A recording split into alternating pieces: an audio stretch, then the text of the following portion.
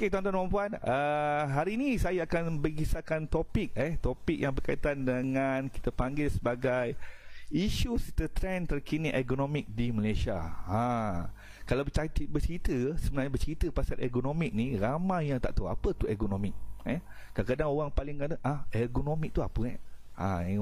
Orang ingat ekonomik tu adalah kerusi lah dan sesuatu yang lain. Dan ramai yang tak aware ekonomik ni ada recognized person dia. Seperti macam OYK. Tapi OYK dia atas sedikit. Okey, tapi dia ni recognized person dia panggil dia. Ataupun dikenali sebagai economic trained person. Okey. Jadi hari inilah saya akan berkisahkan topik-topik isu serta trend terkini ekonomik di Malaysia. Okey, clear semua dengar Okey, clear, alhamdulillah dah ada 12 orang join alhamdulillah. Okey, mari kita tengok saksikan macam tengok filem pula saksikan Okey, sebelum kita bercakap tentang isu ataupun trend ekonomi di Malaysia ini, saya nak refresh balik apakah itu ekonomi. Okey, kalau kita lihat ekonomi ni sebenarnya berasal daripada perkataan Greek. Okey, iaitu ergo ataupun ergon itu adalah bermaksud work, kerja. Manakala nomos ataupun nomics itu adalah berkaitan dengan kajian tentang ataupun peraturan tentang. Dan jika kita gabungkan kedua-dua perkataan ini, ergo dan juga nomik ni adalah kajian tentang ataupun peraturan tentang kerja. Yang tu definisi sangat mudah, bermula pada perkataan Greek. Dan kalau kita lihat daripada International Economic Association IEA ni, sebenarnya economic or human factor ini is a scientific discipline concerned with the understanding of interaction among human and other element of the system. Sebenarnya nak tengok antara kefahaman kita, interaksi di antara human kita ni sebagai manusia ni dengan di ada persekitaran kita ni. Seperti macam contohnya saya duduk di kerusi ni. Dengan persekitaran saya ni, meja, kerusi dan sebagainya. Adakah saya sesuai? Saya selesa? Itulah ergonomik. Okey. Dan ergonomik ni sebenarnya adalah nak menyesuaikan kerja itu ataupun tugasan itu ataupun aktiviti itu dengan seseorang. Okey, dan bukannya seseorang tu perlu sesuaikan dengan kerja itu. Yang itu dah terbalik. Dan andai kata sebenarnya ergonomik ni sebenarnya nak sesuaikan bila kita memegang ataupun sesuatu barang macam contohnya saya pegang, kalau kita lihat di gambar yang ini, okey, gambar yang ini. Okey, kalau kita lihat gambar yang ini, okey, sebenarnya adalah berkaitan dengan cara postur kita. Okey, kalau kita lama kelamaan dalam keadaan yang begini, lama kelamaan akan menyebabkan kita rasa lenguh. Okey, cuba tuan-tuan dan puan-puan di rumah tu cuba buatkan begini. Peganglah, ambillah pen ke apa ke, cuba pegangkan begini. Dan pusing begini. Dan lama kelamaan tak sampai 10 saat pun, lama kelamaan apa badan ataupun body part yang rasa tidak selesa ataupun sakit? Bahu bahu, siku, lengan serta pergelangan tangan. Itu yang menyebabkan kita tidak selesa sebenarnya. Dan begitu juga kalau kita pegang mouse mouse komputer yang begini dengan cara yang tidak ergonomik ni, lama kelamaan boleh menyebabkan kita rasa sakit di bahagian shoulder, bahagian bahu bahu kita dan juga pergelangan tangan. Cara ergonomik sebenarnya adalah begini. Itu sedikitlah tentang pengenalan tentang ergonomik. Okey, saya nak tengok dulu rakan-rakan yang ada di sini sebelum kita sambung sebentar lagi. Okey, dan apakah kaitan ergonomik ini dengan kerja kita sebenarnya? Kalau tuan-tuan lihat dalam saya punya slide ni, okey, kalau kerja kita dalam keadaan awkward posture badan yang kekok ataupun tidak neutral ataupun tidak stabil, seperti membongkok, berpusing dengan pinggang, ditambah pula dengan mengangkat beban yang terlalu berat. Okey, boleh menyebabkan yang beban tu, katakanlah contoh beban yang diangkat ni adalah 30 kg. Ditambah sekali lagi pula dengan highly repetitive work, kerja berulang-ulang kali. Katakanlah dalam sehari diangkat kotak 163 kotak sehari diangkat. Jadi lama kelamaan apa yang berlaku ini akan menyebabkan rasa ketidakselesaan ataupun rasa discomfort ataupun fatigue pada anggota badan. Dan apabila rasa tidak selesa ni, lama kelamaan dia akan menyebabkan injuries ataupun menyebabkan kecederaan. kepada anggota badan. Dan kecederaan ini dikenali sebagai musculoskeletal disorder. Okey, yang dipanggil sebagai MSD. Cuba tuan-tuan di rumah sebutkan musculoskeletal disorder. Jangan sebut bahasa France, Jerman dan sebagainya. Kita kasih clear sebutnya. Okey, kita kembali dalam Facebook Live Dr. Nasrul. Okey, selamat datang tadi ada gangguan sedikit sebab yelah first time kan. Okey. Jadi selamat datanglah Facebook Live saya. Sebenarnya saya dah lama nak buat Facebook Live ni, dah masuk 2 minggu dah berbelajar macam mana nak setting dan setup akhirnya, dan inilah first time. Okey, sekarang kita sambung tentang kita punya topik tadi. Okey, itulah berkaitan dengan ergonomik, kaitannya dengan bagaimana dikenali sebagai musculoskeletal disorder. Okey. Dan ergonomic issue ni di global burden ini adalah sangat meningkat terutama kalau kita lihat di worldwide ni, di dunia ni banyak kebanyakannya melibatkan sektor-sektor semua perkilangan, pekerjaan dan berbagai sektor lagi. Dan kalau kita lihat contohnya terdapat dalam 24,340 yang menghidapi musculoskeletal disorder dari segi nursing aid, order lines dan juga attendant dan lain-lain lagi, labor freight, stock, material mover sebanyak 27,000 dan lain-lain pekerjaan yang melibatkan penyakit kecederaan iaitu musculoskeletal disorder ini, seperti bus truck driver, mekanik, operator dan sebagainya. Okey, kalau kita tengok ergonomic issue badan ni, kalau kita lihat sebenarnya lower back pain ni sangat paling tinggi sekali di antara male dan juga female berbanding dengan penyakit-penyakit yang lain. Dan apakah ergonomic issue yang terdapat di Malaysia ini? Sebenarnya ramai yang tak aware tentang ergonomic issue di Malaysia ini. Kalau kita lihat di beberapa kereta akhbar seperti Berita Harian dan sebagainya, mula menampakkan isu ergonomik ni boom, meletup sedikit. Seperti kalau contoh kita lihat Berita Harian yang terpapar di slide saya ni mengatakan kesedaran bidang ergonomik ni kurang, iaitu kurangnya kesedaran tentang ergonomik ni. Itulah punca peningkatan penyakit tempat dikerja semakin meningkat di Malaysia. Okey, memang betul pun kalau kita tahu pun kesedaran memang ergonomik ni kurang. Kalau kita tanya mana-mana pekerja pun, kalau kita tanya ergonomik, pernah tahu tak ergonomik? Dia orang pun tak tahu apa tu ergonomik. Kadang-kadang paling dahsyat sekali dia orang tahu agronomics. Agronomics dengan ergonomik sangat berbeza. Dan paling penting sekali bukan agrobank. Ingat ya tuan-tuan. Dan kebanyakannya kalau kita lihat akhbar-akhbar kereta yang lain seperti My Metro, bahaya di pejabat. Dan ergonomik ni seringkali dikenali sebagai orang kata lebih kepada pejabat ataupun office workstation. Yalah, manakan tidak kalau kita nak belikan kerusi, pasti kita akan pilih kerusi itu ergonomik ke tidak. Jadi kita pasti make sure kerusi itu ergonomik. Jadi bila kita tanya dia, apa yang you mengatakan kerusi itu ergonomik? Ramai yang kata sebenarnya saya pun tak tahu ergonomik tu apa, saya main cakap je. Yang tu bahaya. Sebenarnya ergonomik ni melihat kepada keselesaan dan kesesuaian seseorang itu, cara dia duduk dan sebagainya. Itulah ergonomik. Okey. Dan kalau kita lihat ergonomik issue di Malaysia ni, klaim sok-sok ni sebenarnya tuan-tuan dan puan, ergonomi issue di Malaysia ni, klaim sok-sok ni semakin meningkat. Ada 3 jenis penyakit yang berkaitan dengan ergonomik di tempat kerja ataupun dikenali sebagai yang berkaitan dengan occupational musculoskeletal disorder. Yang pertama adalah penyakit sakit belakang ataupun kita panggil dia PID lumbar. Lower back pain, sakit belakang. Dan yang kedua adalah PID cervical, iaitu sakit leher, neck injuries ataupun neck pain. Dan yang ketiga paling ramai klaim adalah carpal tunnel syndrome, iaitu sakit pergelangan tangan. So tiga penyakit ni sangat tinggi untuk diklaim menerusi statistik SOCSO ini.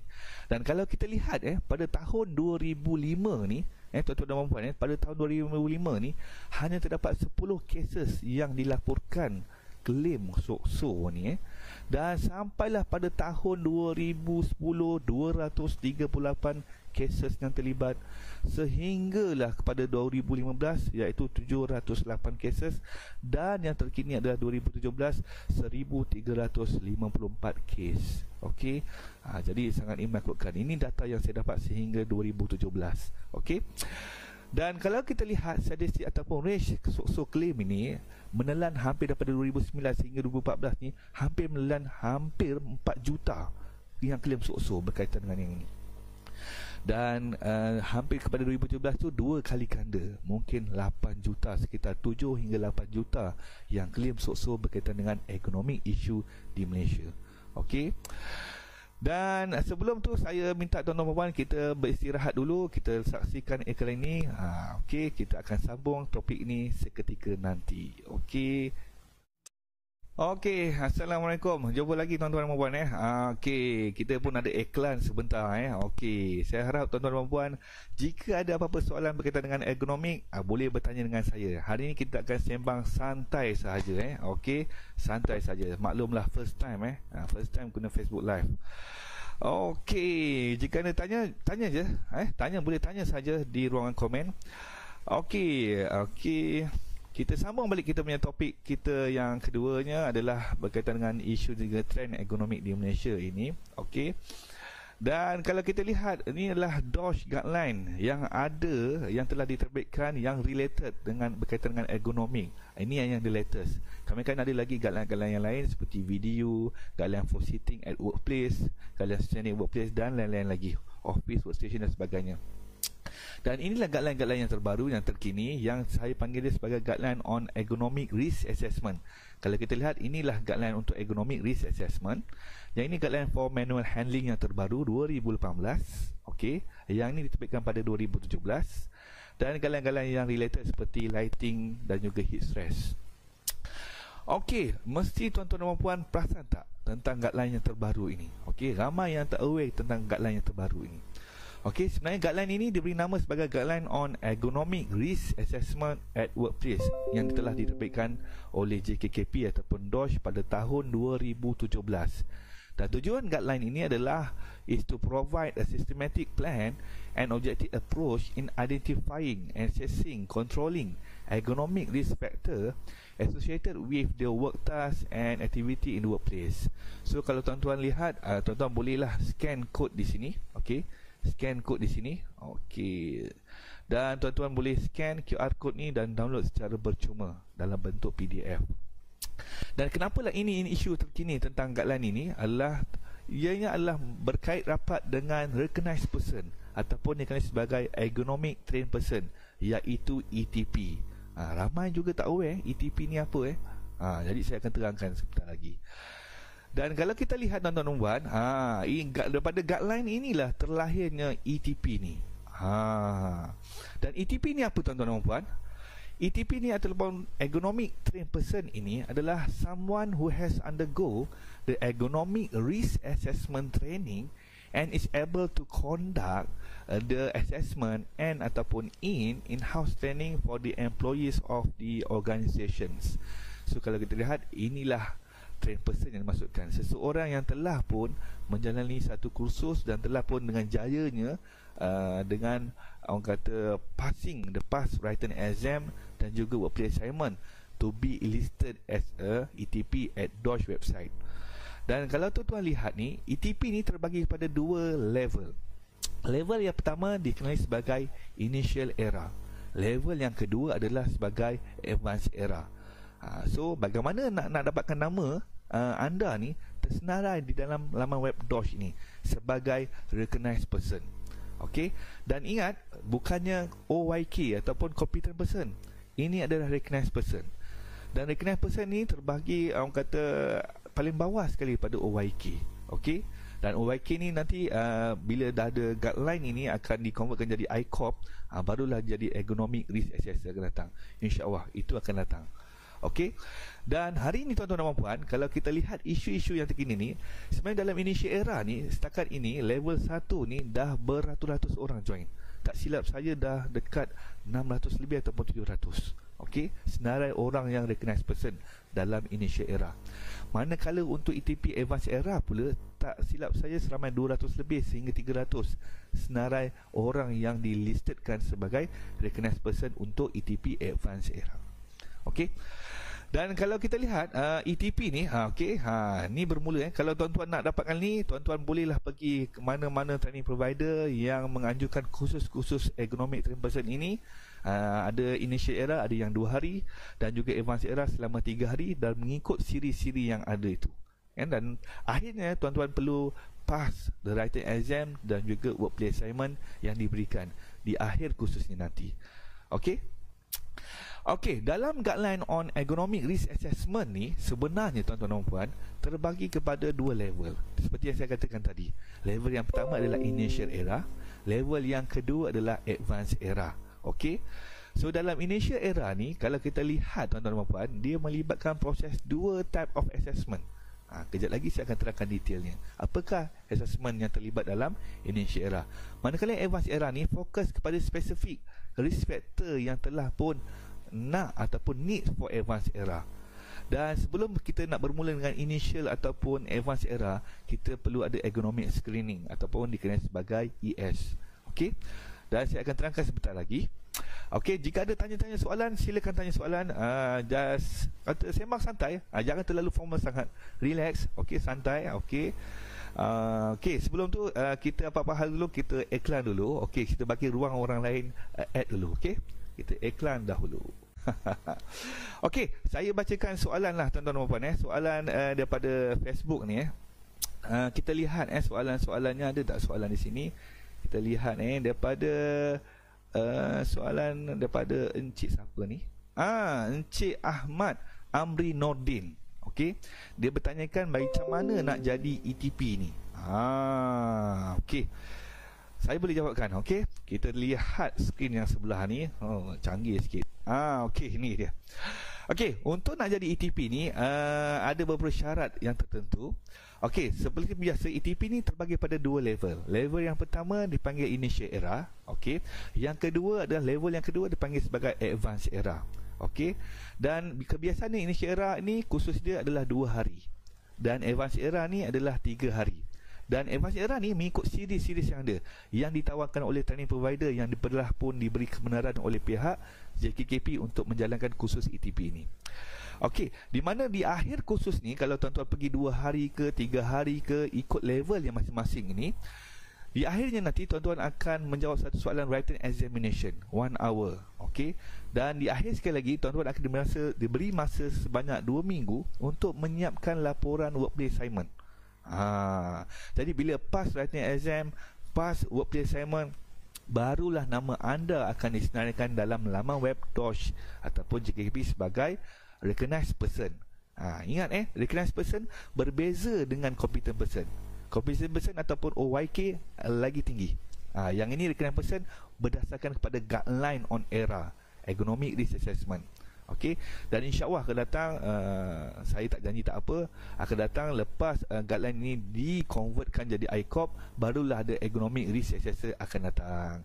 Barulah setaraf dengan NOS risk assessor, CSRA competent person dan sebagainya. Okey, itulah caranya. Dan salah satu training provider yang menawarkan kursus ETP ni adalah Ergo Venture. Kalau tuan-tuan lihat di sini saya highlightkan di sini. Ergo Venture adalah pihak training provider yang telah pun diberi kebenaran untuk menjalankan kursus ETP ini untuk kedua-dua level, sama di initial era dan juga advanced era. Okey. Okey, kita balik soalan-soalan yang lain pula tuan-tuan dan puan soalan siapa pula ni, kita lihat siapa yang kena Okey. Zaim Syarafi Facebook live doktor ni nampak proportional walaupun first time. Terbaik dok. Wah, biasalah tuan-tuan first time saya setting Facebook live ni mengambil masa 2 minggu. Itu pun belajar daripada YouTube. Inilah kesannya kalau stay at home sebenarnya Okey. Suara hilang. Okey, saya dah setting suara, alhamdulillah. Saya tengok di skrin suara cantik. Okey. Suara doktor. Okey, doktor audio tak dengar semula 2 hari hilang doktor. Baru dengar, alhamdulillah. Cik Yusof Kadikun baru dengar, alhamdulillah. Okey.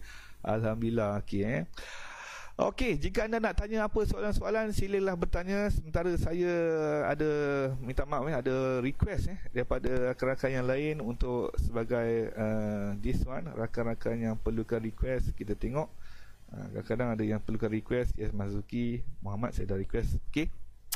Okey, kita sambung kita punya kata sembang santai kita, sambungan topik kita yang tadi adalah berkaitan dengan isu ataupun trend terkini ekonomi di Malaysia. Okey, kita lihat. Okey, inilah tadi saya katakan, okey, inilah level of error. Okey, seperti tuan-tuan sedia maklum, level of error ni dalam guideline on error ni ada dua level, initial error dan juga advanced error.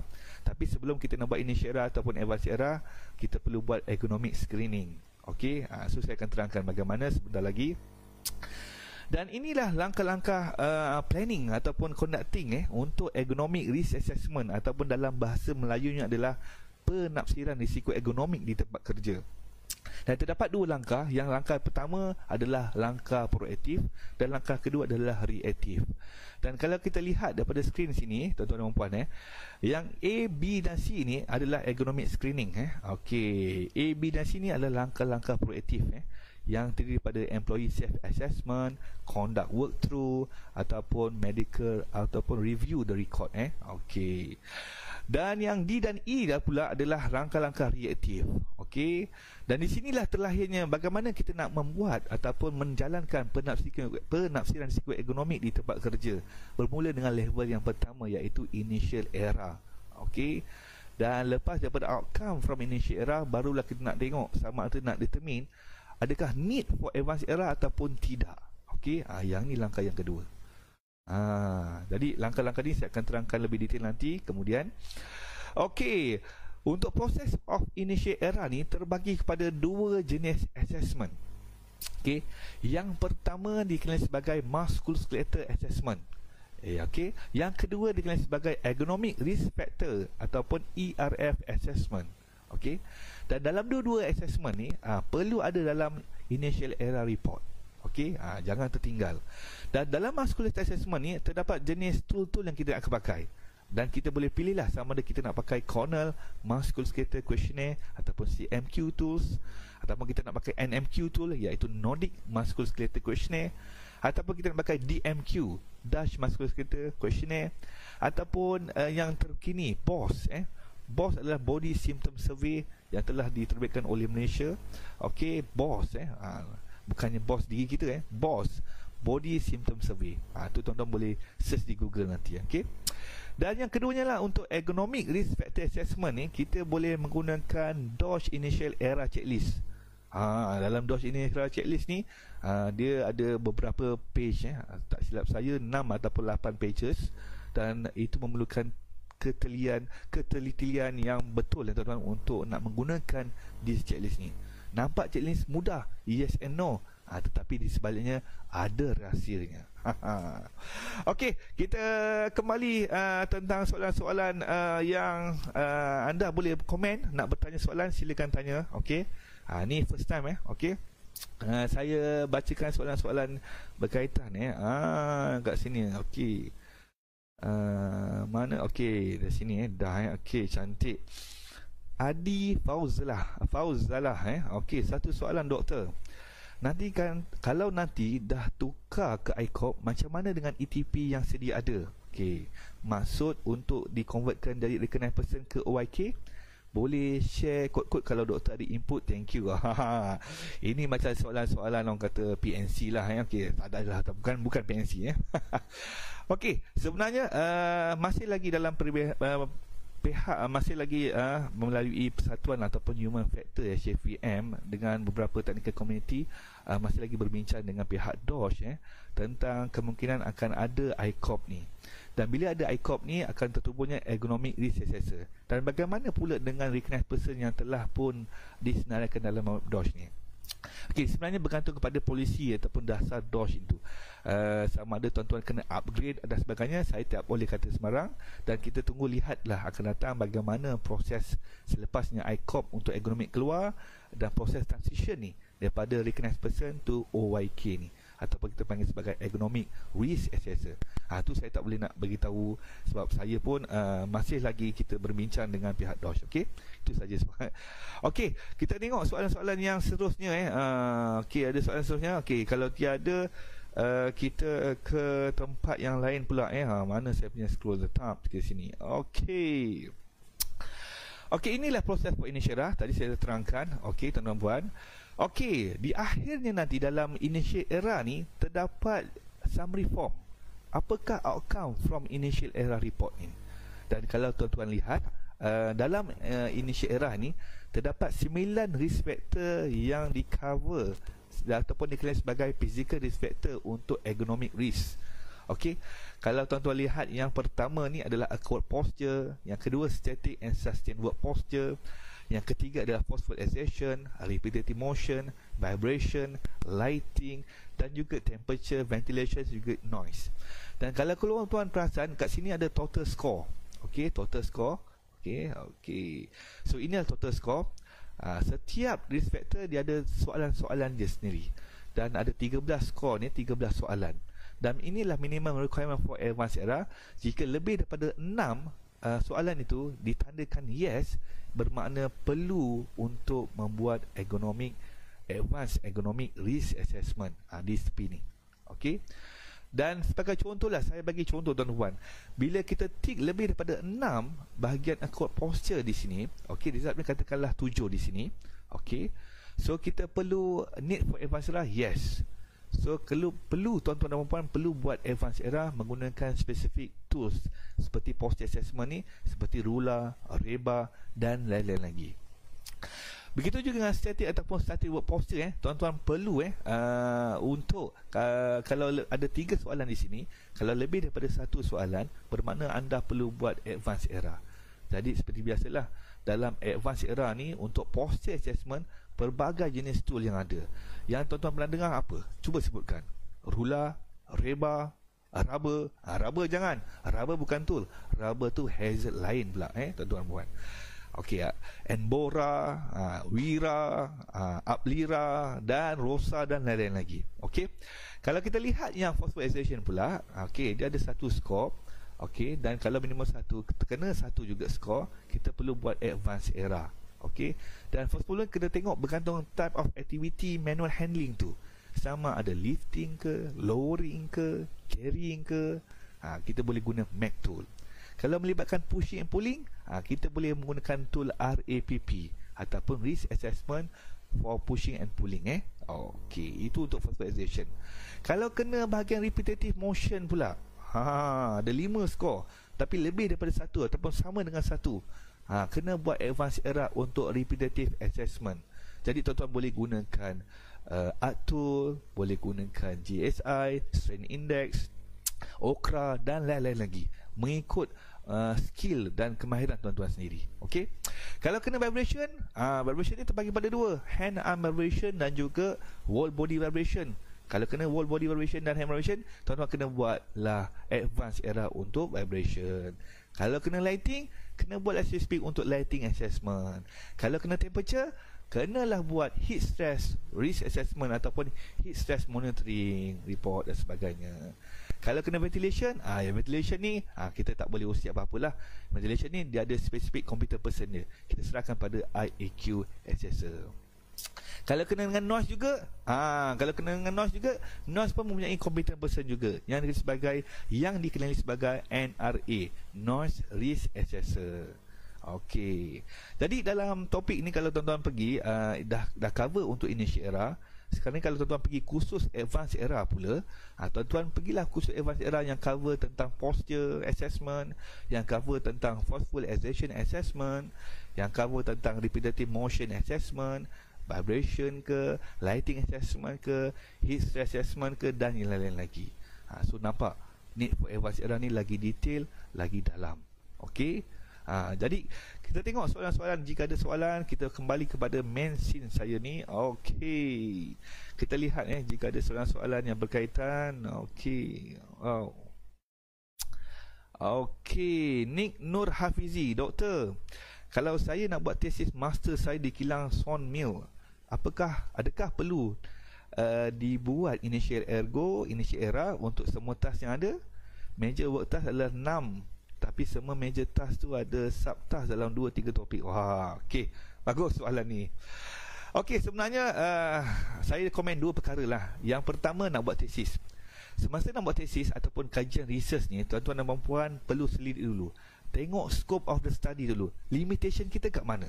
Kalau limitation tesis kita ni hanya mengskopkan bahagian initial era, jenis tool-tool yang kita guna, berapa total sample size dan sebagainya, itulah limitation kita. Berbeza pula kalau kita buat initial error report yang sebenar. Yang sebenar ni macam-macam lagi lah. Kalau yang sebenar tuan-tuan kena pergilah kursus under Ego Venture ke, insyaAllah saya akan ajar bersama rakan-rakan yang lain juga akan ajar. Kalau nak detail lagi tu, macam mana nak dividekan work task, berapa total sampling yang perlu ada. Katakanlah dalam kilang tu ada 200 orang kilang, so bagaimana kita nak buat initial error? Adakah kita terus nak buat initial, ataupun kita nak buat ergonomic screening dan sebagainya. Jadi dia ada langkah-langkah dia. Okey, kalau cerita dalam ni memang sampai yang kata insya-Allah saya boleh bagi masa 9.53 sekarang ni tuan-tuan. Insya-Allah ni first time, insya-Allah saya akan kongsikan, don't worry, insya-Allah. Okey, tapi kalau pergi kursus insya-Allah itu saya boleh bagi jawapan tuan-tuan puan. Tapi perlu tengok tesis tuan-tuan punya skop lah. Jangan terkeluar daripada skop yang ada. Okey. Okey, soalan-soalan lain. Okey, noted and thanks Dr. Adi and Fauzala. Okey, alhamdulillah, terima kasih. Nur Hidayah, puan Nur Hidayah maksud Okey, assalam doktor. Part E akan reflect pada era advanced assessment tak? Okey, part E cantik soalan tu. Mari kita kembali kepada scene yang seterusnya. Zap ke sini. Ni PDF saya. Okey, bertanya tadi dekat mana okey, yang ni E ni. E. Salam doktor, part E ni adalah akan ada reflect tak tentang kita punya advance era? Okey, sebenarnya part E ni adalah sumber tambahan untuk kita nak buat initial era report. Okey, ingat dalam initial era report ni terdapat dua type of assessment. Yang pertama adalah musculoskeletal assessment yang kita gunakan CMQ tu. Dan yang kedua adalah ergonomic risk factor assessment yang kita gunakan DOSH initial era checklist. So dalam initial era report kita tu, kita kepilkan dua-dua result ni, musculoskeletal assessment CMQ tu, dan juga initial era tu. Kat situlah pakainya untuk E. Dan untuk advanced era ni, kalau cerita pasal advanced era ni, dia tengok spesifik dia. Kita boleh guna pakai jika kes tu berlaku, kalau kes tu yang sangat detail. Seperti contoh kes yang memerlukan SOCSO claim. Bila SOCSO claim ni, dia punya report dia berlainan format dia. Dia panggil sebagai ergonomic work assessment. Dia nak tengok review medical record, dia nak tengok MC record dan detail-detailnya. Yang part musculoskeletal assessment ni boleh dimasukkan dalam untuk SOCSO claim punya kes lah. Okey, tapi kalau untuk general saja, tak perlulah sangat detail sangat. Okey, so advanced era ni dia mengikut spesifik risk factor yang ada tu. Okey, so dalam initial era perlu masukkan. Yes, sangat perlu. Okey. Okey, kita lihat soalan-soalan yang lain pula Okey, soalan-soalan yang lain mana saya punya ni. Okey, thank you. Okey, thank you. Okey. Okey, kalau tak ada soalan kita teruskan kita punya kuliah pula bukan kuliah, sembang santai Jangan sebut kuliah, kan macam kelas pula. Okey. Okey, kita sambung pula kita punya bahagian yang ini. Tuan-tuan lihat di sini. Okey. Kita ada bahagian untuk process for advanced era. Okey, tadi adalah process for initial era. Kena lihat kena ingat ada dua proses for initial era, iaitu musculoskeletal assessment dan juga ergonomic risk factor assessment. Okey, bila berbalik kepada yang ini outcome pada initial era yang memerlukan tuan-tuan need for advanced era ataupun tidak. Okey, tu yang pertama. Dan bila proses for advanced era, dia ada 5 step pula. So kalau tuan-tuan join dalam kelas saya, insya-Allah saya akan ajar satu persatu. Step yang pertama, kita kena review initial era tu balik. Apakah outcome finding daripada initial era report tu? Okey, dan juga adakah adequate dia punya existing control measure yang kita cadangkan dalam initial era reports. Step yang kedua, kita gather the additional information. Ni lagi detail lah, history, personal history, smoking dan sebagainya. Okey. Dan yang ketiga ni yang paling fokus sekali, ada kita nak assess the ergonomic risk factor ni ataupun level ni mengikut risk factor yang ada. Yang inilah tadi advanced era, mengikut setiap risk factor. Yang mana risk factor yang ini? Yang inilah dia. Ni. Kalau tertik yes di bahagian quad posture, perlu buat posture assessment advanced era. Kalau tertik bahagian phosphorylation, tuan-tuan perlu buat phosphorylation untuk assessment untuk advanced era.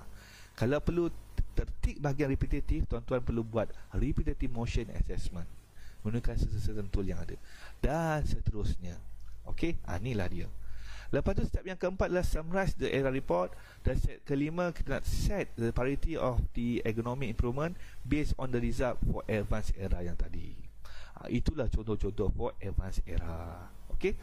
Okey, sebelum tu kita iklan dahulu, tuan-tuan dan puan, kita lihat iklan ini dahulu. Okey. Stay tune, jangan pergi ke mana-mana. Okey. Okey, kita bertemu kembali dalam topik kita hari ini. Okey, kita tengok komen-komen soalan-soalan dahulu.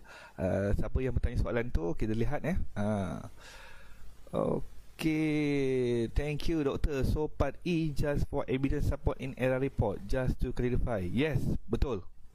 Part E just for the evidence support for the report sahaja. Okey. Sebab kalau kita nak buat initial era ni untuk ramai ni, sebenarnya berdasarkan pada individu tu, itu kita boleh pakai muscularity assessment. Tetapi kita nak buat berdasarkan work task ataupun tugasan aktiviti spesifik tu, baru kita nak lihat yang lain-lain. Tapi untuk kes OXO, claim, report dia berlainan. Kita perlukan evidence yang ini. Okey. Okey, Encik Ahmad Amri Nordin. Untuk repetitive task, apakah caranya yang termudah untuk membuat penilaian? Perlukah kita menarikkan setiap aktiviti, mengira setiap pergerakan? Okey, cantik tuan-tuan. Okey, soalan Encik Ahmad Amri ni, kalau kita nak buat repetitive assessment ni, sebenarnya tuan-tuan, paling senang, banyak tool yang ada sebenarnya seperti ArtTool, Okra, GSI, SI dan yang lain-lain lagi. Untuk repetitive work ni, saya sendiri pun guna pakai ArtTool, iaitu Assessment Repetitive Task Analysis. So ArtTool ni sangat mudah. Dia jenis red, traffic light color, ada warna merah, red, merah, ada orange, dan ada warna hijau, dan sangat digunakan. So saya cadangkan kepada Encik Ahmad Amri, gunakan ArtTool. Okey, ArtTool tu sangat mudah. Dan dalam kelas advance era nanti, insyaAllah saya akan ajarkan ArtTool tu, bagaimana gunakan ArtTool yang secara step by step lebih terperinci nanti. Dan perlukah kita menyarankan setiap aktiviti, mengiris setiap pergerakan? Dalam ArtTool tu, okey, kita dividekan by work task spesifik dia. Okey, kita akan bermula pada basic balik.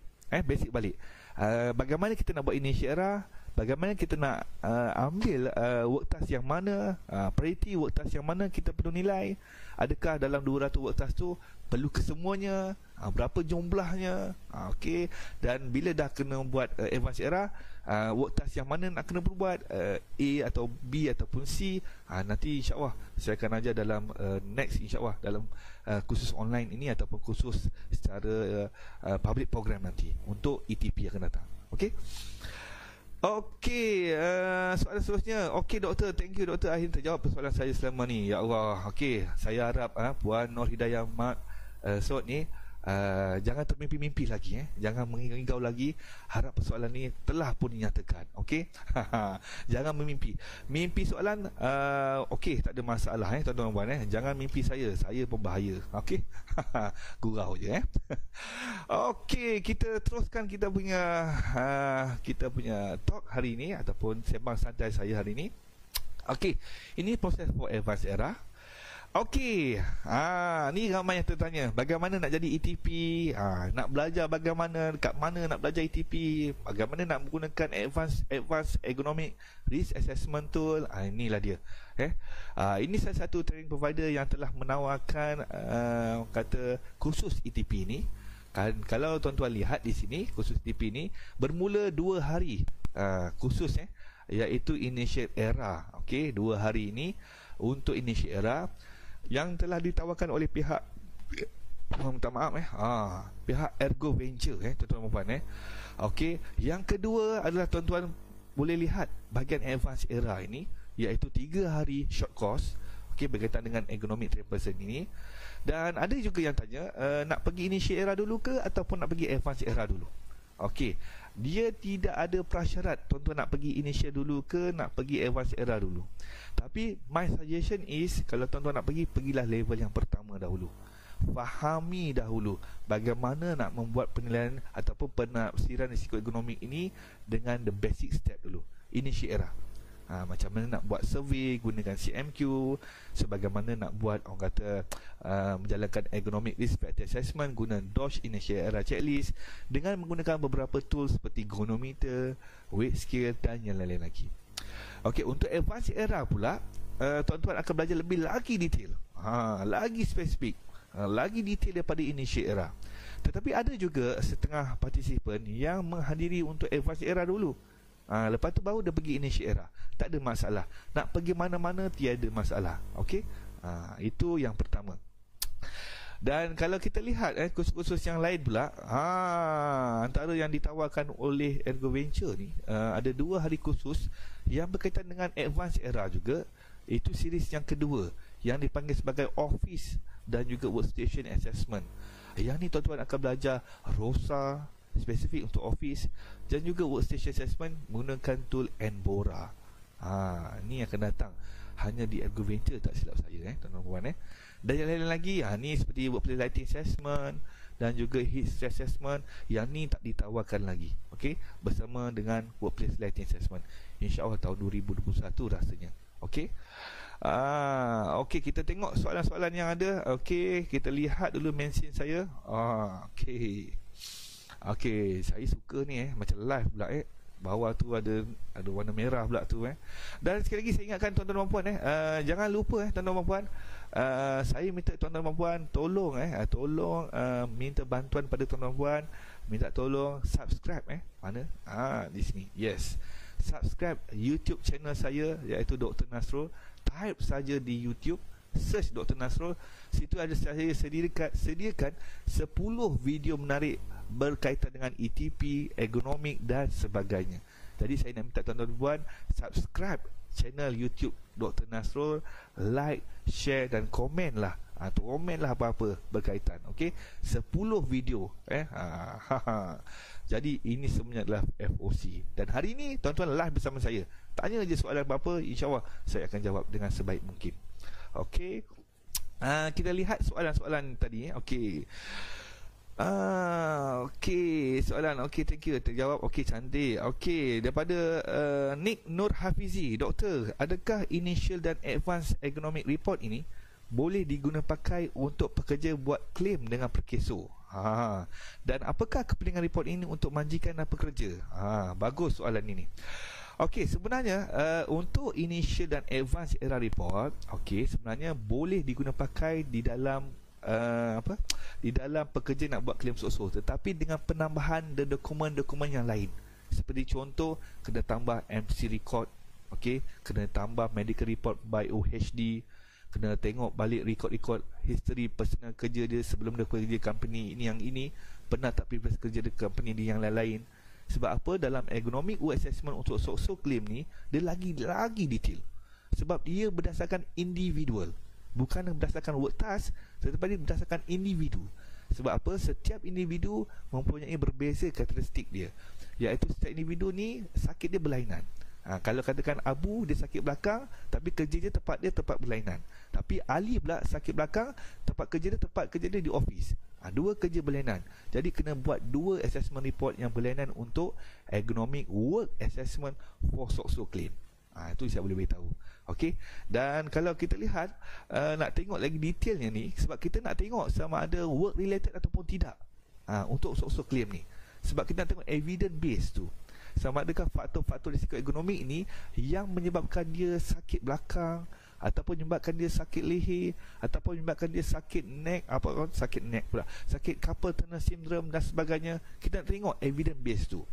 Dan kebiasaannya kita akan lihatlah antara file-file yang ada tu evidence, supporting evidence, seperti saya katakan tadi, MC record, medical record by OHD, MRI report ataupun CT scan dia, dan kita akan lihat previous work kerja dia, history dan sebagainya. Dengan bersama-sama dengan initial dan juga advance, barulah kita boleh buat jump to the conclusion kat mana sama ada work related ataupun tidak. Ini kalau cerita pasal kes sok-sok ni, lagi detail ni kena buat kursus lagi online lagi InsyaAllah akan datang. Okey, kita bacakan soalan-soalan yang seterusnya Okey, daripada Encik Ahmad Amri Nordin. Untuk semua, terutamanya home based industry, adakah report ini boleh diguna pakai? Okey, home based industry. Okey. Sebenarnya report ini, tujuan report ni perlu ada, tuan-tuan dan puan, Initial Era ni. Okey. Yang pertama adalah kita melalui langkah proaktif dan juga langkah reaktif. Okey. Ada kalanya satu setengah company ni dia nak buat Initial Era disebabkan diminta oleh pihak DOSH ataupun diminta oleh pihak yang berwajib berkaitan ataupun diminta oleh vendor dan sebagainya, perlu menjalankan penafsiran psikoekonomik di tempat kerja. Barulah dia buat. Sebelum ni 10 tahun ataupun 15 tahun dia beroperasi, tak pernah buat Initial Era. Tapi bila diminta untuk membuat Initial Era, barulah dia dah buat. Okey, itu langkah-langkah yang orang kata langkah reaktif. Langkah proaktif, sebelumnya orang kata sesiapa ataupun badan-badan yang nakkan Initial Era report ataupun Advanced Era report, kita panggil dia langkah proaktif. So langkah proaktif ni kita starting dulu. Kita buat dulu. Untuk apa? Untuk pekerja kita. Sebab apa? Ramai pekerja-pekerja dekat sana dalam ini, saya pastilah tuan-tuan dan puan, saya pastilah 100% kebanyakan pekerja-pekerja kita yang bekerja ni mengalami sakit-sakit belakang, sakit leher, sakit carpal tunnel syndrome akibat kepekerjaan itu, akibat faktor-faktor psikoekonomik yang terdapat di tempat kerja tu. Jadi kita buat langkah-langkah yang kata langkah proaktif dengan membuat economic screening dahulu. Kita kena buat economic screening dahulu. Menggunakan simple checklist. Kita bertanyakan pada orang, surveykan orang, sama ada ditanyakan dulu basic question. Dalam survey, dalam guideline ni ada dinyatakan secara spesifiknya.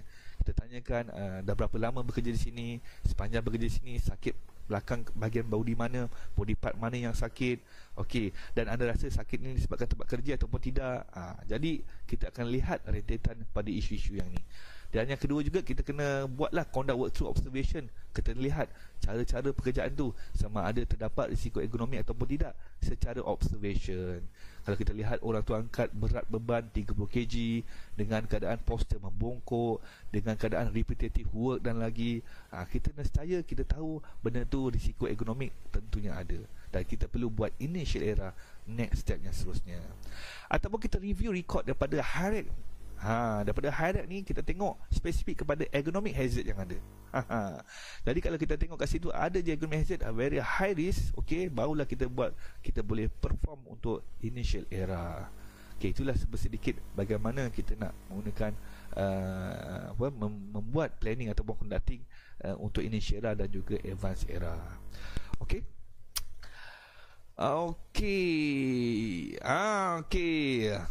Saya small medium SME memang perlu buat, kena buat lah tuan-tuan dan puan walaupun tak ada pun dalam kata undang-undang ke apa ke, perlu buat lah sebab apa, kita jangan fikirkan baru ada undang-undang, baru ada guideline, baru dia ada enforcement by pihak berwajib baru nak buat. Jadi sebenarnya kita nak buat Initial Era ni, kena tahu tujuan dia. Nak buat economic risk assessment ni, benefit pada company adalah kita nak prevent before it occur. Itu yang paling penting. Sebab itu tanggungjawab kita tuan-tuan dan puan. Kita perlu buat Initial Era, kita perlu buat Advanced Era. Sebab apa? Kita nak kurangkan risiko kecederaan ini. Kalau kita tak buat, sampai bila-bila pun kita dalam takut yang lama tu. Okey. Okey, tuan-tuan dan puan. Okey, kepada Lokman HB Ismail, selamat datang baru join Okey, tak apa, jangan risau Okey, ni just santai-santai saja tuan-tuan dan puan jangan ambil serius sangat sebab ini Facebook Live saya yang pertama ni. Okey, kita lihat dahulu. Okey, kita beristirahat sebentar, bagi masa saya 5 minit sekejap. Okey, 5 minit sekejap, lepas tu kita sambung sedikit lagi dan kita bersiaran secara live Facebook Dr. Nasrul. Okey, so kita lihat iklan ini dahulu. Okey, Lokman tinggal bas sedikit doktor relax, tinggal bas tak apa, jangan risau tak bermasalah jangan pergi ke mana-mana naik bas semata-mata nak pergi ke rumah saya nak tengok lagi live lagi, so jangan buat hal. Okey, stay tune di sana. Okey, kalau tidak kena tangkap dengan berita berkurung ni. Kalau keluar ke mana-mana kena tangkap polis, saya tak jamin. Okey. Okey, seterusnya Ahmad Amrinuddin, best banyak info saya dapat, alhamdulillah tuan. Inilah perkongsian hasil daripada perintah berkurung ni. Saya nak buat Facebook live ni pun mengambil masa 2 minggu saya nak set up ni. Barulah first time munculnya idea Facebook Live ini. Okey. Dan Nik Nur Hafizi, alhamdulillah banyak dapat info, dapat live ni tambahan ni dengan iklan-iklan serta info menarik. Alhamdulillah tuan-tuan. Malam-malam ni dengan layankan kopi sebelah ni, kita dengarkan lagu-lagu keroncong, mengingatkan lagi kita nostalgia cinta-cinta, cinta-cinta yang lama-lama. Bagi bujang bolehlah, bagi nak kahwin jangan pecik pasal. Okey. Okey, yang ni Nur Fairuz. Okey. Maaf doktor, saya baru join. Nazmi Azizan. Alamak, okey tak apa, don't worry. Ni bukannya kelas kuliah malam online ke apa nak kena ada attendance ke apa. Ini just sembang santai saja. Jangan risau, join pun join, tak kisah. Okey, so Faril bin Ismail baru join. Selamat datang tuan-tuan dan puan. Okey. Nur Hidayah, Usam doktor, very informative, updated style of online teaching. Wow. Kalau zaman dulu kuliah macam ni kan best semuanya online. Itu insya-Allah Dulu tak adalah benda-benda ni Facebook Live lah apalah, pakai pager dan sebagainya. Sekarang nowadays ni ada smartphone, ada laptop dan sebagainya. Ini pun saya nak set up. Saya katakan tadi, saya set up ni 2 minggu. Saya belajar di YouTube bagaimana nak menggunakan software-softwarenya, bagaimana nak setting lightingnya dengan keadaan-keadaan background yang tuan-tuan nampak di belakang ni. Nampak? Ini belakang ni di mana? Di sini. Di sini pun nampak dengan ada human skeletonnya, dengan lightingnya, itu pun mau belajar. Terima kasihlah pada orang rumah yang sudi bantu saya. Okey. Okey. Kumadi, suara. Okey, suara dah ada dah. Alhamdulillah, suara dah ada. Okey, tak dengar suara dah ada. Okey. Still tak ada audio? Still tak ada audio. Okey, ada audio. Okey, ada kan? Okey, dengar dah. Okey, Tuan Ravi Chandran. Okey, selamat datang Facebook Live Dr. Nasrul. Okey, dengar dah. Alhamdulillah dengar. Okey, Safwan Mahmud baru join. Okey, tak ada masalah. Okey, ini first time Facebook Live saya Okey, senang ni, cara ni mudah. Cantik. Senang tuan-tuan, memang sangat senang Aduh, berpeluh juga saya nak setting benda ni tuan-tuan Okey, kita kembali kepada kita punya topik kita ni. Okey, topik hari ni simple je. Itulah topik kita tadi, isu dan trend terkini ekonomi di Malaysia. Berkaitan dengan kesedaran bidang ekonomi yang sangat kurang, dan kaitannya ekonomi dengan penyakit pekerjaan ataupun musculoskeletal disorder, di antaranya yang paling tinggi sekali SOCLAIM dan sebagainya, dan terbitnya baru guideline on economic risk assessment oleh JKKP yang telah diterbitkan pada tahun 2017, di mana lahirnya recognized person, iaitu dikenal sebagai economic trained person, iaitu ETP. Inilah sekarang isu dan trend terkini ekonomi di Malaysia. Okey, nak tanya silakan tanya, bertanyakan apa-apa saja. Tuan-tuan nak bertanya silakan tanya. Okey, tanyalah apa-apa topik ni. Topik ni terbuka ini kita sembang santai saja. Okey, tanya saja apa-apa. Okey, alhamdulillah kita pun dah ada beberapa orang join juga. Okey. InsyaAllah lah, ini first time tuan-tuan. Okey, cuma banyak lagi saya kena improve, InsyaAllah akan datang tentang bagaimana nak melancarkan lagi melancarkan lagi saya punya online Facebook Live ni. Okey, ada soalan sila tanyakan soalan itu. Dan saya minta tuan-tuan dan puan, kita lihat yang ini. Okey, sorry, ini keroncong. Kita lihat kita punya mesin. Okey, kepada anda di sana, saya minta sekali lagi tuan-tuan dan puan, tolong subscribe. Mana subscribe sana? Tolong subscribe subscribe YouTube channel saya Dr. Nasrul. Di sana ada 10 video yang updated terkini berkaitan dengan ergonomik dan juga berkaitan dengan recognized person, iaitu economic trained person. So kalau tuan-tuan nak lihat video-video sambil-sambil lepak-lepak kat rumah tu, layan-layan, tengoklah, screenkan, bukakan, dan jangan lupa subscribe, like, share dan komen setiap video-video tu yang ada. Okey, dan tuan-tuan boleh tengoklah di mana di sini. Di sini. So inilah jenis topik yang ada, dan tuan-tuan boleh pergi ke YouTube channel saya Dr. Nasrul. Okey. Kita tengok ada soalan-soalan lagi tak? Kita lihat dulu. Okey. Okey. Okey, kepada yang baru join, jangan risau, anda boleh bertanya lagi soalan-soalan berkaitan, tak kisah nak tanya pasal ergonomik, tanyalah pasal ergonomik, tak ada masalah. Saya boleh, orang kata, membawa anda bertanyakan soalan, insya-Allah tak ada masalah. Okey. Ada soalan daripada Nur Hidayah, apa pendapat doktor berkenaan the best assessment yang paling sesuai untuk penilaian advanced era untuk accord posture? Okey. Dalam accord posture ataupun posture assessment ni, okey, dia adalah beratus-ratus jenis tool yang ada. Yang tuan-tuan dan puan-puan dengar ni adalah Rula, ada Reba, ada Wira, ada Embora, ada Rosa, ada Puff, ada Luba, ada berbagai-bagai ratus lagi yang ada. Tetapi kebanyakan yang ergonomis di dunia ini, ataupun kita panggil dia ergonomis, okey, ataupun OSH practitioner yang boleh gunakan ini, kebanyakannya hanya menggunakan Rula dan juga Reba. Nak guna Rula dan Reba, dia ada dua perkara yang berbeza. Rula ni nak gunakan adalah untuk upper limb, Reba ni adalah untuk entire body. Nak kena tengok sama ada sitting ataupun standing ataupun both standing or sitting position at workplace. Itu untuk awkward posture.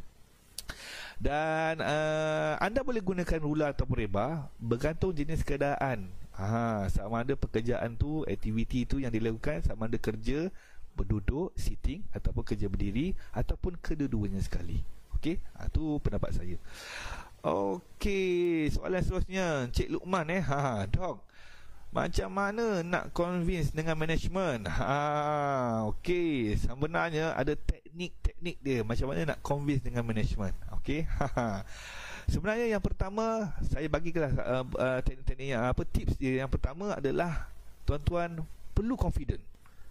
Tuan-tuan buat initial era ke tuan-tuan buat advanced era ni, tuan-tuan perlu confident dulu. Confident level tu kena ada.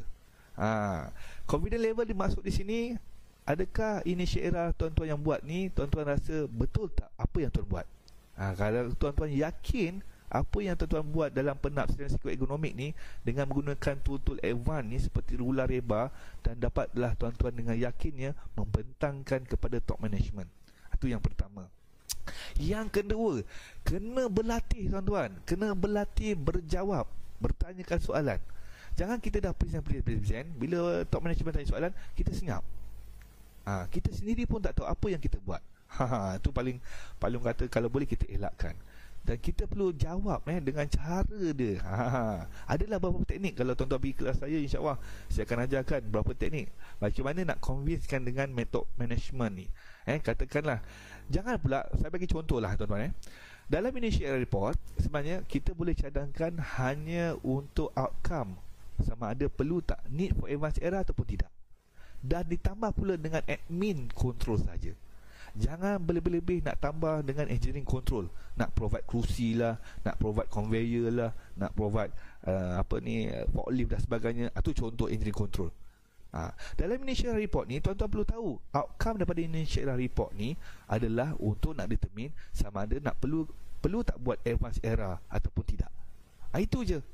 Lepas tu, kalau perlu buat advanced era, dalam recommendation ataupun solution kepada advanced era ni, barulah tuan-tuan propose yang engineering control tu.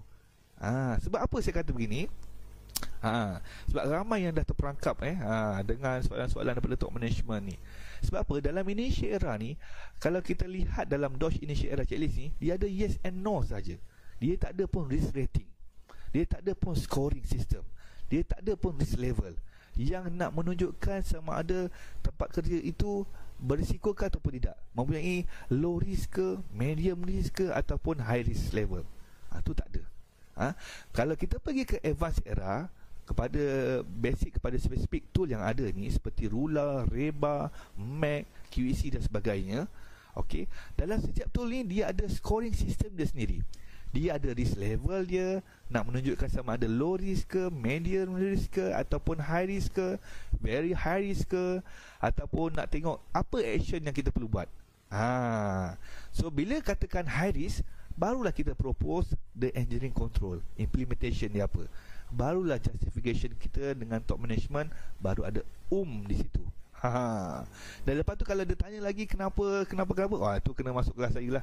Banyak lagi saya nak cerita ni Sebenarnya kita rasa confident yang pertama. Bila kita confident apa yang kita buat dalam initial area report, sama ada kita collect data, conduct assessment dan sebagainya, dan kita presenting, insyaAllah kita akan orang kata dengan senangnya, semudah ABC kita present. Top management tanya, kita jawab, top management tanya jawab, dan senangnya kita nak convenience dengan top management. Okey, soalan seterusnya pada Puan Nur Fairuz ergonomik masa RMO di rumah, ada idea doktor? Okey, sebenarnya RMO ni apa Puan Fairuz duduk rumah ke, stay rumah ke, apa ni, PKP ke? Okey, kalau perintah berkurung ni, kadang kita lama menghadap walaupun kita menghadap online ni, kita duduk pun terlalu lama. Jangan duduk terlalu lama dengan cara duduk postur yang betul. Kena gerak-gerakkan sikit badan. Jangan berandut pula di situ. Dan kena banyaklah, orang kata jangan duduk lebih lama daripada 2 jam, dan duduklah dengan keadaan postur yang betul dan selesa. Dan kalau boleh kita banyak bekerja di rumah dengan menggunakan PC dan komputer, dan awasi cara postur kerja kita di rumah. Combi ada tu. Combi, alamak, inilah Combi Hafizuddin Omar, selamat datang tuan Okey, Combi pun Muzazilah pun ada, alhamdulillah. Terbaik doktor, memang terbaik dan macam boy terbaik gini Okey, Nur Hidayah, standing for long hour dalam kategori posture ke doktor? Okey, bagus soalan ni. Okey, mari kita lihat scene yang seterusnya. Sebaik ada scene ni. Okey, soalan dia, standing for long hour dalam kategori awkward posture ke doktor? Okey, soalannya untuk standing, prolonged standing at work more than 2 hours, even though prolonged sitting at work dikategorikan dalam sustain and static and sustain work posture, yang kategori dalam ini. Nampak tak yang ni? Kategori dalam ni. Ni. Kalau berdiri terlalu lama, lebih daripada 2 jam, ataupun duduk terlalu lama, lebih daripada 2 jam, ada dalam kategori static and sustained work posture. Okey. So dalam kategori static and sustained work posture. Okey, kita lihat soalan-soalan seterusnya. Okey, kita lihat ada pula ni. Okey. Dia terbaik tadi dah. Okey. Sekarang ni kita lihat sebab tu ada iklan 5 minit tadi dok. Bagus control measure tu. Betul bagus control measure tu iklan.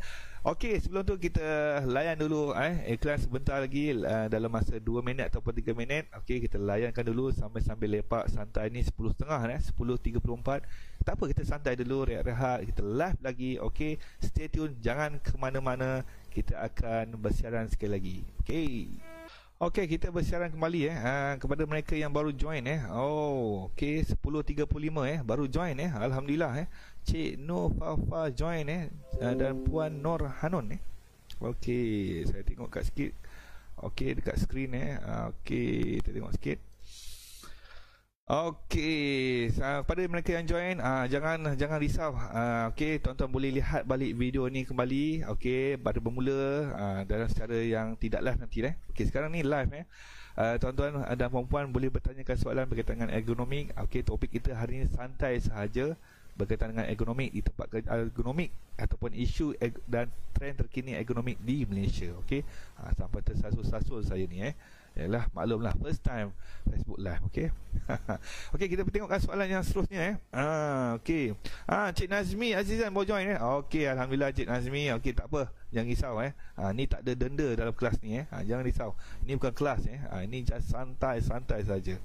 Okey, daripada Puan Nur Hidayah for recommendation week to client, can we suggest from guideline era 2017 figure 3.1? Okey, bagus soalan ni sebenarnya untuk guideline for this recommendation for, kita panggil sebagai RWL, recommended weight limit. Okey, kita ada 2 kategori dia. Yang pertama kita panggil dia male dan juga panggil female. Jangan pula mana-mana nak tambah female. Shemale jangan ada pula RWL untuk Shemale. Yang tu lain pula ceritanya. Okey, untuk RWL ni, recommended weight limit ni sebenarnya tuan-tuan dan puan boleh berdasarkan pada garis panduan Guideline on Economic Risk Assessment. Okey, kebiasaannya yang paling maksimum sekali mengikut gaya poster kedudukan yang betul adalah untuk lelaki tidak boleh lebih daripada 25 kg untuk kedua-dua tangan. Bermakna satu tangan ini adalah 12.5 kg dan sebelah tangan ini adalah 12.5 kg. So kalau kita gabungkan adalah 12.5 kg. 25 kg. Maaf ya. Untuk perempuan pula, paling maksimum yang dibenarkan untuk recommended weight limit adalah sebanyak 16 kg untuk kedua-dua tangan. Bermakna satu tangan ini adalah 8 kg, satu tangan ini adalah 8 kg. Okey, kalau kita totalkan adalah 16 kg. Itu mengikut maksimum yang dibenarkan. Seperti contoh je begini. Ni maksimum yang dibenarkan. Okey. Dan kita kena ikutlah setiap dia ada punya kelas dia. Kalau jarak dia begini, kalau saya tunjukkan saya pinjam anak patung saya ni sekejap nasib baiklah ada anak patung. Nampak tak anak patung saya ni? Okey. Bagus anak patung ni, mannequin saya. Okey, dan setiapnya ni tuan-tuan dan puan-puan, okey, lihat ni. Kalau dia angkat dengan cara yang begini, okey, dalam keadaan begini, ada pula kotak. Jangan risau tuan-tuan dan puan. Saya tunjuk live lagi. Okey, kalau angkat begini dengan cara yang begini, inilah kategori dalam kategori yang position yang betul. Okey, ini kategori. Mana punya keadaan dia? Minta maaf. Tangan singat balik. Tak apa. Boleh lagi kita adjust. Ini. Untuk lelaki tidak lebih daripada 25 kg, untuk perempuan tidak lebih daripada 16 kg. Tetapi setiap zone ni dia ada dia punya, orang kata, recommended weight limit yang dibenarkan. Okey, kalau dia angkat secara atas ada limit dia. Dia angkat kat bawah ni ada limit dia. Dia angkat antara between knee, between knee and the floor pun ada cara dia. Ada dia punya recommended weight limit yang telah dipakai ataupun digunakan dalam guideline on ERA ni. Itu sebagai contohnya. Saya letak balik okey, saya letak balik. Okey. Okey. Okey. Ada soalan-soalan lain nak bertanya, silakan bertanya tuan-tuan dan puan Okey, kita lihat soalan-soalan lain. Okey. Combi Muzalifah. Doktor, mana lebih afdal, ambil Advanced Era dulu ke Initiate Era? Okey, Combi Saya teringat cerita Piramli Combi ni Okey. Mana lebih dahulu lebih afdal Wah, ini dah bab-bab agama ni. Ini bukan kuliah agama tuan-tuan dan puan Okey. Sebenarnya tiada pasyarat nak ambil Initiate Era dulu ke nak ambil Advanced Era dulu, terpulang kepada tuan-tuan dan puan. Ada setengah peserta yang ambil Advanced Era dulu, kemudian pergi ambil Initiate Era. Okey. Dan ada yang kalau bagi saya lah, pandangan saya lah kalau betul-betul nak kata teratur, tertib, dengan kata penuh penuh hikmahnya, penuh hikmahnya nak belajar betul-betul ni, ambillah Initial Era dahulu, step level yang pertama. Dah familiar dengan Initial Era ni, barulah pergi proceed ke Advanced Era. Okey, dan Advanced Era pula dia ada pelbagai-bagai siri. Pelbagai-bagai siri. Siri yang pertama ni kalau kita tengok kat sini tuan-tuan dan puan, ni siri dia. Sama ada nak belajar, okey, kalau pergi kursus Advanced Era ni, kalau untuk 3 hari ni, dia cover bahagian mana yang cover. Ni Initial Era, okey, ini Initial Era 2 hari, yang ni Advanced Era 3 hari.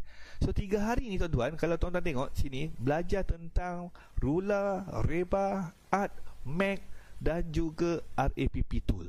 Yang ni dia cover bahagian posture, repetitive motion dan juga forceful exertion.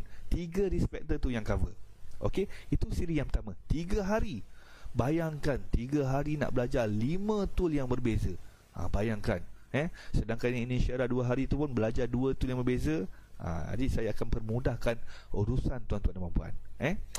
Okey, seterusnya untuk series yang seterusnya, yang kedua dan ketiga pula, untuk Ergo Venture ni ada menawarkan tentang office assessment dan office and workstation assessment 2 hari khusus. Iaitu tuan-tuan boleh tengok akan belajar 2 tool yang lain yang spesifik kepada office dan juga workstation, iaitu ROSA method dan juga Enbora method. Ni untuk 2 hari. Okey. Dan yang lain-lain ni macam lighting 2 hari dan macam heat style 2 hari ni, yang ni akan datang. kursus-kursus yang akan datang. Okey. Okey, kita lihat soalan-soalan seterusnya Okey, mana lagi? Combi, okey. Okey. Luqman, Shimel dah tak ada musim ni dok. Jangan cakap tak ada Inilah akibatnya bahananya itu malah nak cakap lah, komen lah, sendiri komen jangan kecam-kecam sudah. Okey. Kita lihat pula yang lain-lain komen ni. Okey. Nazmi Azizan, doktor, dalam standing at work static tu ada mention standing at limited space. Okey.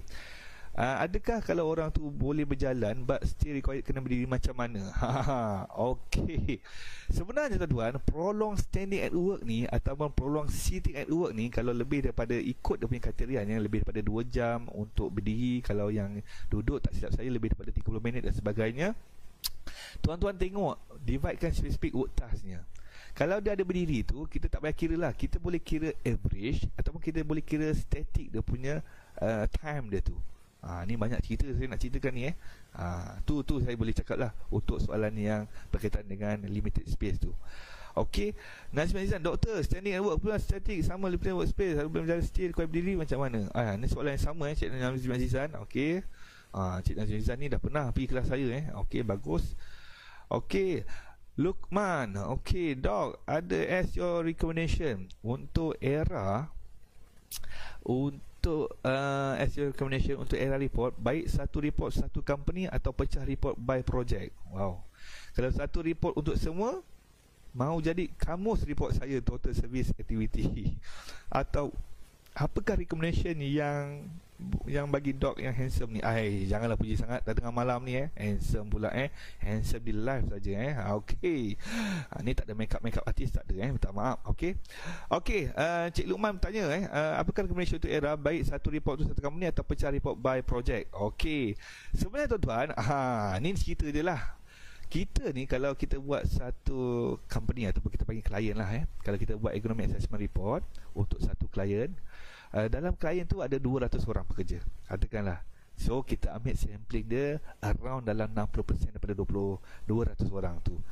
So dalam 200 orang tu kita nak masukkan semua ke kita punya appendix checklist tu, ataupun kita nak masukkan semua ke kita punya checklist CMQ, checklist DOS Initial Era. Okey, saya punya persoalan senang saja. Kita dalam untuk chapter yang result and discussion nanti, tuan-tuan boleh buat dalam bentuk table, bacat dan sebagainya. Dalam appendix tu kalau tuan-tuan boleh, kalau nak sertakan just sampel saja, ambillah total sampel 5 ataupun 6 di tempat yang berbeza. Katakanlah ada 10 department, ambillah 10 department. Dalam satu department tu ada 20 orang, ada dalam department B tu ada 30 orang. Tu ambil satu sampel je untuk kita masuk dalam sampel report kita. Tetapi yang lain-lain tu simpan dalam file. Jangan buang, jangan apa, sebagai reference kita untuk akan datang. Jadi bila kita dah selected kan checklist ataupun reference atau appendix yang kita selectkan ini, insya-Allah report kita taklah tebal semacam tesis buku tu. Okey? Tu saya boleh reply. Okey. Soalan seterusnya. Okey.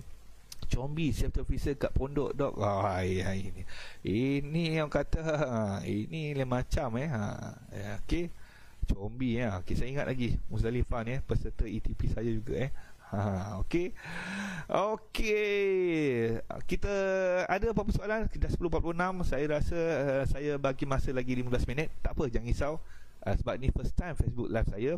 Pukul 11 insya-Allah kita akan tamatlah insya-Allah tuan-tuan Tapi apa-apa sebelum tu kita layan dulu lagu-lagu ini dahulu macam DJ radio pula saya ni Bapa kita layan lagu ini dahulu. Okey, kita baca lagi. Dengar suara saya? Okey, alhamdulillah dengar. Okey, kita kembali balik apa ni kita lihat okey.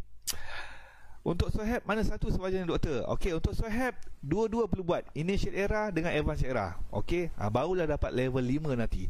Nak cerita pasal level 5 ada 1/3, 2/3, 3/3 dan kena tengok sama ada dah buat recommendation ataupun solution kepada work task tu ataupun tidak. Sohab ni panjang lagi cerita dia. Tapi kalau nak buat senang je. Sangat mudah, sangat senang. Pergi attend Indonesia Era khusus, pergi attend Advance Era khusus, insyaAllah dengan adanya sokongan daripada top management, beli sedikit orang kata recommendation dan peralatan yang sesuai berdasarkan kepada Advance Era report, dan insyaAllah boleh dapat level 5. InsyaAllah tak ada masalah. Senang, sangat senang. Okey, Dok ingat combi. Saya yang duduk sebelah tak ingat pula sampai hati. Ni Luqman yang ni saya tunjuk badan. Ni Luqman yang ketak tu ke? Yang bodybuilder ke? Kalau boleh itulah dia. Saya ingat lagi selalu pergi gym kan. Orang balik training dia dah pergi gym balik itulah dia Cik Luqman Ni dah personal interest punya soalan ni Mus. Makcik betul dia interest live ni boleh lah tak apa. Ni santai, don't worry tuan-tuan dan puan. Saya santai hari ni tuan-tuan dan puan Okey, Kiaci tak ada sini. Kita mestilah tanya pakar Dr. Nasrul. Last doktor, setup cantik. Oh, live macam pro. Cik Nazmi Azizan. Saya nak belajar ni tuan-tuan. Ya Allah, hai. 2 minggu saya set up benda ni tuan-tuan dan puan belajar kat YouTube macam mana setup, dengan live Facebooknya, dengan belajar softwarenya, dengan belajar grafiknya, dengan belajar macam-macamnya. Macam-macam lagi lah. Baru saya berani hari ni nak live bersama tuan-tuan dan puan. Okey. Apa lagi soalan-soalan yang ada ni? Kita tengok Okey. Combi Muzdalifah, insyaAllah lepas ni join Evan. Alhamdulillah. Okey, Muzdalifah dah pernah pergi Indonesia Era, sekarang pergilah join Advance Era, melengkapkan segala ilmu-ilmu ekonomi yang ada ni. Saya cadangkan pergilah lengkapkan. Ambil peluang yang ada ni, grab lah peluang yang ada ni. Okey. Luqman, kita join Advance lah. Bila next Advance after MCO ni? Yes. Okey, kita tunggu selepas pengumuman lepas 14 April ni ataupun 15 April ni, sama ada dilanjutkan lagi untuk gelombang yang ketiga, keempat dan keenam, tak tahu lagi tuan-tuan puan InsyaAllah jangan pula minta kelas online nak buat Advance Era 3 hari berhadapan dengan kamera. Beginilah saya static Okey. Okey, insyaAllah Nur Hidayah, we want more next time. Wow, insyaAllah Puan Nur Hidayah, ni first time saya live Facebook ni. InsyaAllah kalau feedback cantik, okey, baik, dengan ni teknik yang baik, InsyaAllah saya akan bersiaran serta berkumandang di radio di radio pula Facebook live okey. Jadi insyaAllah kita akan adakan lagi insyaAllah. Tapi sebelum tu jangan lupa subscribe YouTube channel saya. InsyaAllah YouTube channel saya ada 10 video yang menarik, dan tuan-tuan boleh subscribe kat mana kat sini. Nampak tu? Mana? Ni dia. Ni. Berbagai topik-topik menarik. Subscribe, like, share dengan kawan-kawan yang lain. Okey? Okey, doktor, untuk ETP perlukah buat semua survey ni and report Indonesia Era or Advance Era di workplace setiap kali ada economic accident case? Bergantung kepada setiap workstation yang tuan-tuan nak nilai. Okey, kalau case tu berlaku di department A, buat saja economic A saja. Tapi kalau nak lebih baik, langkah proaktifnya buatlah semua tempat supaya kita nak prevent awal sebelumnya berlaku. Okey, so kalau 200 orang pekerja, katakanlah dalam satu department tu, katakanlah department A ada 20 operator. Takkan kita nak ambil 20 operator. Okey, tapi 20 operator tu kerja yang sama. Ni cerita pasal kerja yang sama. 20 operator buat kerja yang sama. Okey, pertama kita boleh buat survey untuk body discomfort survey ataupun musculoskeletal survey. Tapi bila work activity, kita ambil satu work task saja sebab kerjanya yang sama. Kita tengok workstation yang sama, pattern kerja yang sama, cara diangkat barang yang sama, benda yang diangkat semuanya sama. Okey, yang berbeza adalah orang dia yang berbeza. Okey, okey. So kita boleh ambil yang itu. Itu sebagai contohlah Okey, dan seterusnya live Okey. Nazmi Azizan, untuk office tu masih ada jajan ke doktor? Okey. Untuk office tool masih ada dijalankan. Okey, cuma di extend kepada Julai untuk office economic and workstation assessment yang telah dijadualkan pada 14 hingga 15 April ditunda.